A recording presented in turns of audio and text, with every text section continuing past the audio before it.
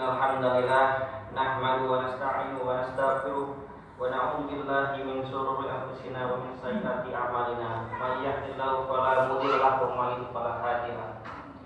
Asyhadu an la ilaha illallah wa asyhadu anna Muhammadan abduhu wa rasuluh.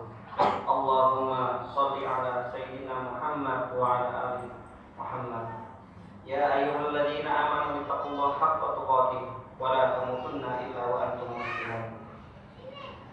Ya ayyuhan nas ittaqu rabbakum alladzi khalaqakum min nafsin wahidah wa khalaqa minha zawjaha wa batha minhuma rijalan katsiran wa nisaa'a wattaqullaha alladzi tasaaluna bihi wal arham innallaha kana 'alaikum raqiba. Jamaah Jumat yang dirahmati Allah, setelah bertahmid memuji Allah sebagai wujud syukur kita kepada Allah atas segala nikmatnya yang diberikan kepada kita, setelah salawat dan salam kita aturkan kepada Allah teruntuk Rasulullah SAW dan umatnya. Izinkan Fatih menyampaikan wasiat takwa terkhusus untuk pribadi Fatih sendiri dan umumnya untuk jamaah sidang Jumat yang dimuliakan Allah. Hai orang-orang yang beriman, bertakwalah kepada Allah dengan sebenar-benar takwa, dan janganlah sekali-kali kalian mati melainkan dalam keadaan beragama Islam. Jamaah Jumat yang dirahmati Allah, tanpa terasa hari ini kita sudah memasuki pertengahan bulan Sya'ban, yang artinya tinggal beberapa hari lagi kita akan kedatangan tamu agung, tamu istimewa yang dinanti-nantikan kedatangannya oleh setiap orang yang beriman. Dialah bulan suci Ramadan, bulan yang penuh berkah. Maka marilah kita perbanyak doa kepada Allah Subhanahu wa taala. Semoga Allah memberkati kita di bulan Rajab yang telah lalu dan bulan Sya'ban saat ini, serta diberi kesempatan untuk bisa menemui bulan suci Ramadan. Allahumma sallimni ila Ramadan wassalimni Ramadan wa tasalamahu minni mutaqabbalan. Ya Allah, antarkanlah aku hingga sampai Ramadan dan antarkanlah Ramadan kepadanya, dan terimalah amal-amalku di bulan Ramadan. Sebagai wujud kesungguhan kita menyambut bulan suci dan istimewa ini, dan sebagai bukti keseriusan kita dalam memuliakannya, tentunya kita harus mempersiapkan segala sesuatunya jauh-jauh hari sebelum kedatangannya. Beberapa hal yang harus kita persiapkan di antaranya. Yang pertama, di bulan Ramadan yang akan datang, kita dianjurkan untuk memperbanyak amal sunnah seperti membaca Al-Quran, berzikir, beristighfar, memperbanyak sholat sunnah seperti sholat duha, sholat tahajud, witir, dan bersedekah.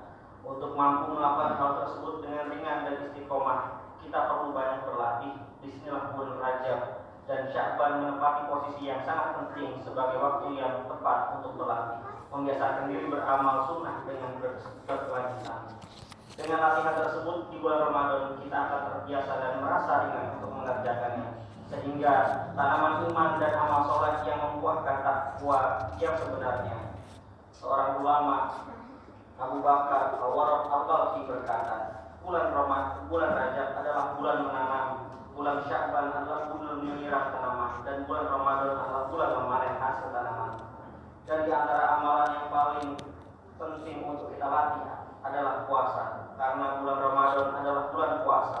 Maka dengan membiasakan berpuasa sunnah sejak bulan Rajab, Sya'ban, kita akan mampu melaksanakan bulan Ramadan dengan baik, sehingga di bulan Ramadan produktivitas, kinerja, ibadah insya Allah akan meningkat. Yang kedua, kita perlu menyiapkan diri dari sisi keilmuan, yaitu dengan mendalami ilmu yang berkaitan dengan bulan Ramadan. Banyak orang yang berpuasa tapi tidak menghasilkan apa-apa selain lapar dan dahaga. Hal ini disebabkan karena puasanya tidak dilandasi dengan ilmu yang cukup. Rasulullah SAW bersabda, Rabbus shaim atau min siyamihil ju' wal atas. Betapa banyak orang yang berpuasa, namun hakikatnya ia tidak mendapatkan dari puasa tersebut kecuali hanya lapar dan dahaga. Hadis riwayat Hakim yang disahihkan oleh Syekh Al-Albani. Yang ketiga, Ramadan adalah syahrul Quran, bulan diturunkannya Al-Quran. Allah berfirman, Syahrul Ramadan alladzi unzila fihil Qur'an hudan linnas wa bayyinatin minal huda wal furqan. Bulan Ramadan, bulan yang di dalamnya diturunkan Al-Quran sebagai petunjuk bagi manusia dan penjelasan-penjelasan mengenai petunjuk itu dan pembeda antara yang hak dan yang batil. Surat Al-Baqarah ayat 185. Agar bulan Ramadan kita bisa memaksimalkan interaksi dengan Al-Quran, mari kita tingkatkan kemesraan kita dengan Al-Quran mulai saat ini.